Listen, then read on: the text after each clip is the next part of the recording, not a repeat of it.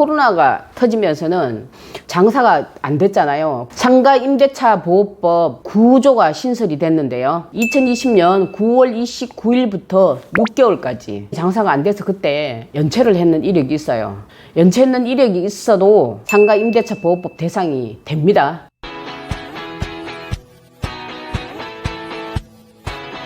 안녕하세요. 복등이 부동산입니다. 지난주에 예고해드렸던 대로 오늘은 상가 임대차 보호법에 대해서 알려드릴 건데요. 임대인 입장에서, 임차인 입장에서 이것만은 꼭 알아야 된다는 거 있잖아요. 그거 위주로 해서 제가 말씀드릴게요. 시작하기 전에 요 아래에 있는 구독, 좋아요 부탁드릴게요.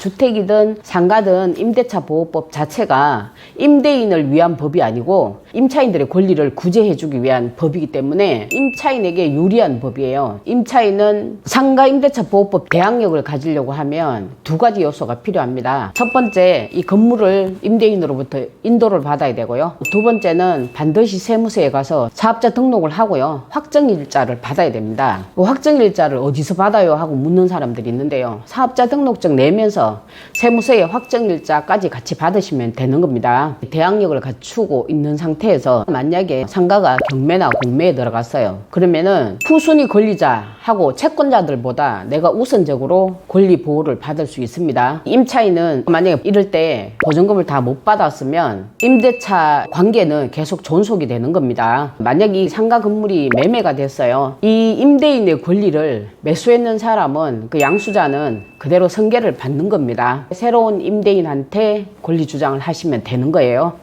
그 다음번에 계약을 이제 해야 되는데, 계약 기간이 주택 같은 경우에는 법적으로 2년입니다. 상가 같은 경우에는 1년입니다. 착각하시면 안 돼요. 그리고 1년 미만으로 계약을 할 수도 있습니다. 10개월을 만약에 계약을 했다. 그러면 임차인은 1년 미만을 주장할 수 있어요. 만약에 임대차 계약 기간이 8개월을 계약해서 8개월에 대해서 자기 권리 주장을 할 수 있습니다. 합법적으로. 임대차 계약 기간에 대해서 보충 설명을 드리자면, 임대차 이 기간이 1년이잖아요. 갱신이 됐는데 지난해 1년 동안은 장사가 잘 됐는데 그 다음 해 되니까 장사가 잘 안 되는 거예요. 그러면 이 임차인은 나간다고 통보를 하는데 똑같이 1년이 더 있어야 되느냐 하면 아닙니다. 임차인은 언제든지 계약 해지를 통보할 수 있어요. 통보한 날짜로부터 3개월 지나면 계약 해지에 대한 효력이 발생을 하게 되고요. 임대인은 3개월 뒤에 임차인에게 보증금을 지급해야 됩니다. 이때 임대인분은 임차인처럼 똑같이 계약 해지권이 있냐? 임대인분은 없어요. 여기서 마지막으로 제가 짚어야 될 게,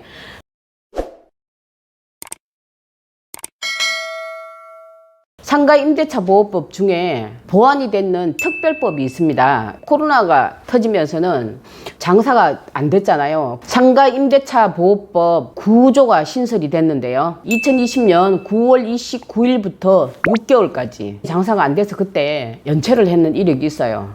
연체했는 이력이 있어도 상가 임대차 보호법 대상이 됩니다. 계약갱신 청구할 수 있어요. 이거는 차임을 연체했다고 보지 않습니다. 이 부분은 굉장히 중요한 부분이니까 특히 임차인분들 이 부분을 적극 활용하시면 되겠습니다. 임대인분도 마찬가지입니다. 이때 당시에 6개월 연체했는 이력이 있다고 해서 당신 3기 이상 연체했으니까 나 계약갱신 청구 안 받아줄 거야, 할 수 없습니다. 아시죠? 그 다음번에 제가 짚어드릴 거는 특약사항인데요.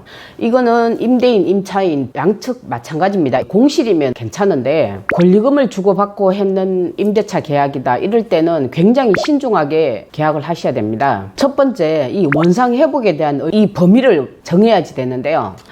앞에 다른 업종이든 같은 업종이든 인수를 받고 권리금을 주고 새로운 세입자가 들어왔으면 원상 회복 의무는 이 시설까지는 해야 된다 하고 명확하게 해주셔야 돼요. 특히 세입자분은 들어오실 때 이 협의된 부분에 대해서 사진과 동영상을 다 찍어 놓고요, USB에 저장을 하셔야 됩니다. 그래서 나중에 나가실 때 원상 회복에 대한 분쟁이 생기게 되면 그때 특약에도 이렇게 적혀가 있었고 이 부분까지만 제가 해드릴게요, 이렇게 되는 거고요. 판례에 따르면은 권리금을 주고받고 했잖아요. 그러면 원상 회복 해줘야 되는 이 범위가 어디까지냐면은 그 앞에 사람이 시설했던 부분 전체를 다 원상 회복해준다는 판례가 있습니다. 판례가 이렇게 나와 있더라도 계약서 작성하실 때 특약란에 타일은 어떻게, 조명은 어떻게, 이런 식으로 구체적으로 특약을 작성하시면 됩니다. 특약이 우선이기 때문에 그 특약대로만 이행하시면 되는 거거든요. 두 번째 짚어야 될 부분은,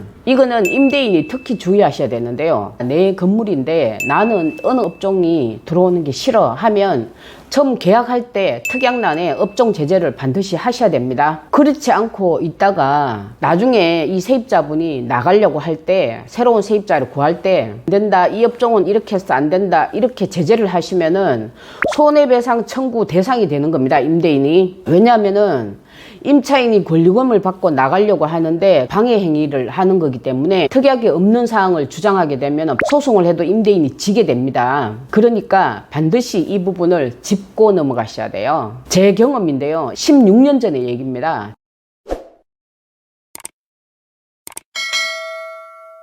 그 당시에 제가 브랜드 왕구 체인점을 했었는데 계약 기간은 1년을 정했는데 막상 장사를 해보니까 안 되는 거예요, 장사가. 왜 안 되냐면은 왕구를 구입하려는 이 수요자는 많았는데 가격이 안 맞는 거예요. 그 도매점에서는 저한테 도매가로 주고 자기가 도매 소매를 같이 하는 거예요. 소매를 할 때는 저보다 더 싸게 파는 거예요. 손님 입장에서는 도매점에 가면 훨씬 더 저렴한데 저한테 살 리가 없잖아요. 3개월 정도 지나고 나니까 장사를 더 이상 할 수 없는 거예요. 그래서 제가 집주인한테 장사 그만두고 나가야 되겠다 그랬더니 이 소유자분이 뭐라고 얘기하시냐면은 물을 많이 쓰니까 미용실도 안 된다, 식당도 안 된다, 뭐도 안 된다 이러는 거예요. 그런데 실질적으로 권리금을 주고 들어오겠다는 분들은 미용실 하겠다는 분이 많았고 식당 하겠다는 분도 있었고 이랬는데 다 안 된다는 거예요. 그럼 어떤 업종이 되냐고 하니까 물을 안 쓰고 이 시설을 그대로 보존할 수 있는 깨끗한 업종만 된다는 거예요.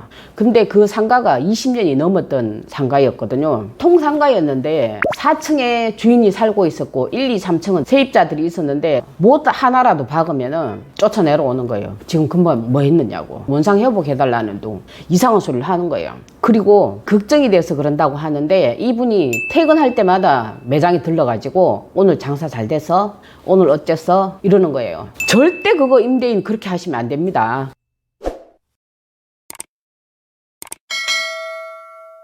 제가 그랬어요. 그때 당시에 업종 제재를 계속 하니까 그럼 둘 중에 한 가지를 하셔라. 세입자가 구해서 나가질 때까지 월세를 안 받든지, 그렇지 않으면 업종 제재를 하지 말든지 둘 중에 하나만 선택하시라 했더니 이 임대인 얘기가 당신이 다른 세입자 구애가 올 때까지 월세 다 받아야 되겠고 업종 제재는 내 건물이니까 내 맘대로 하니까 업종 제재를 해야 되겠다. 그렇게 하다 8개월을 끌게 됐고 나중에 이 임대인분이 저를 상대로 해가 소송을 걸었습니다. 그 당시에 소송을 걸어가지고 결론이 어떻게 됐냐, 그 임대인분이 졌습니다. 당연히 지죠. 특약사항에 업종 제재가 전혀 되어 있지 않았고 그리고 권리금 수수를 방해를 했잖아요. 결국은 미용실이 들어왔어요. 그리고 저는 권리금을 받고 나왔단 말이에요. 여기서 하나 짚고 넘어가야 될 거, 임대인 입장에서는 어떻게 하셔야 되냐면은 월세 한 번도 연체하지 않고 받는 건 목적 첫 번째. 두 번째는 내 상가에 들어와서 장사가 잘 되어서 내 건물의 가치를 높여주는 거. 그거 이상 좋은 거 없습니다. 그러려고 하면요, 세입자가 장사를 잘할 수 있게끔 도와주셔야 돼요. 임대인 분들은 업종 제재를 내가 해야 되겠다 하면은 특이하게 반드시 명시를 하셔야 되고요. 그런데 업종 제재를 안 하는 걸 저는 권해드립니다. 상가 같은 경우에는 내가 살고 있는 집이 아니잖아요. 뭐 하지 마라 그렇게 하시면 안 됩니다. 특히 새 건물에 들어올 때도요, 바닥재를 뭘 깔지 마라, 타일을 어떻게 하지 마라 하실 필요 전혀 없습니다. 세 번째 짚고 넘어가야 될 부분은 음식점이나 학원 같은 경우에는 인허가 문제가 발생할 수 있잖아요. 하수구, 정화시설이라든지 이런 게 여러 가지 문제가 있습니다. 이거에 대한 거를 특이하게 반드시 적어야 돼요. 이거는 오시는 이 임차인분이 알아서 한다. 법적인 문제가 생겨가 만약에 오픈을 못하게 됐다. 그거에 대해서 누가 책임진다는 책임 여부가 분명히 있어야 돼요. 임대인이 해주게 한다든지 아니면은 그 부분에 대해서 임차인 본인이 알아서 하라든지. 그래서 만약에 허가가 안 나든지 할 수 없게 되면 그거에 대한 손실을 나는 모른다든지 반드시 짚고 넘어가셔야 됩니다. 이런 부분들 때문에 사실 상가 중개수수료 요율이 높은 거예요. 상가 같은 경우에는 짚고 넘어가야 될 이런 부분들이 아파트보다 훨씬 더 많습니다. 그리고 전문 지식이 없으면 상가 중개를 할 수가 없어요. 제일 문제가 되는 게 권리금인데요. 에 대해서 얘기를 드리겠습니다.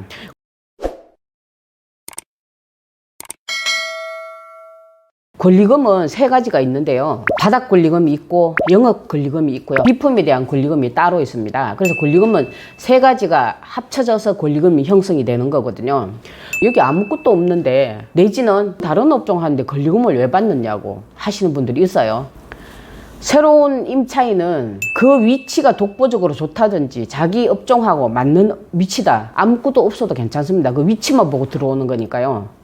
그게 바닥 권리금이거든요. 이 임대인분이 당신이 왜 내 건물에 권리금을 받느냐 그거 해박 놓으시면은 임차인이 다른 세입자를 구해가지고 임차인이 받을 수 있는 권리금 있잖아요. 그만큼 이 임대인분이 물려줘야 됩니다. 그리고 장사가 특히 기술직이 아니고 아무나 차릴 수 있는 업종이면 임대인분이 자기가 하겠다고 하는 분들 있습니다. 이럴 때는 임차인에게 다른 임차인한테 받을 수 있는 권리금을 지불을 하고 임대인이 그 업종을 할 수는 있습니다. 상당한 비용을 보상을 해주지 않고 무조건 임차인에게 내가 할 테니까 나가라 할 수 없습니다. 임대차 보호법에. 두 번째는 반대로 임차인이 새로운 임차인을 데려왔는데 임대인분이 뭐 업종 제재가 어쩌고 하면서는 이런저런 핑계를 대가지고 권리금 주고받고 하는 걸 방해를 했다. 이럴 때는요, 임차인이 손해배상 청구 소송을 하면 지게 되어 있어요. 임차인은 손해배상 청구는 이 임대차 기간이 종료했는 날부터 3년 이내에 이 소송을 진행을 해야 돼요.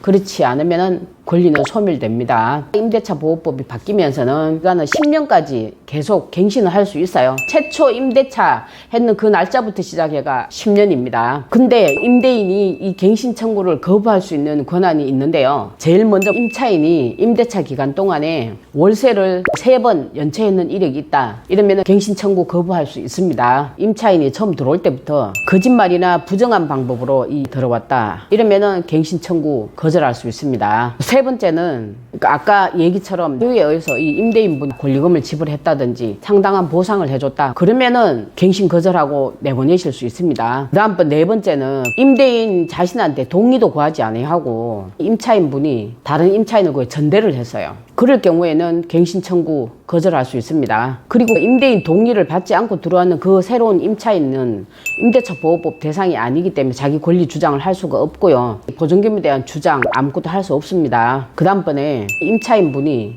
고의적으로 시설물을 파손을 했다. 이럴 경우에는 갱신 거절할 수 있습니다. 계약할 때 임대인분이 특약사항에 언제 어느 시점에 어느 부분에 대해서 대수선을 해야 된다든지 전체 공사를 해야 되니까 그때 당신이 나갔다 온다든지 그때 계약 해지를 해야 되니까 그거를 수락할 수 있느냐 해가 거기서 오케이를 해가 계약이 성사가 돼야 되는 겁니다. 그것도 하지도 않는 상태에서 나중에 나가라고 하면 이 임차인분이 당하는 손해 전부 다 물려줘야 돼요. 배상해줘야 됩니다. 이렇게 해서 오늘은 상가 임대차 보호법 중에서 임대인과 임차인이 어떤 부분을 주의를 해야 되는 건지 뭘 꼭 알아야 되는 건지 제가 자세히 알려드렸습니다. 오늘은 여기까지 하고요. 다음 시간에는 세종시 시장 분석을 해드리겠습니다. 안녕.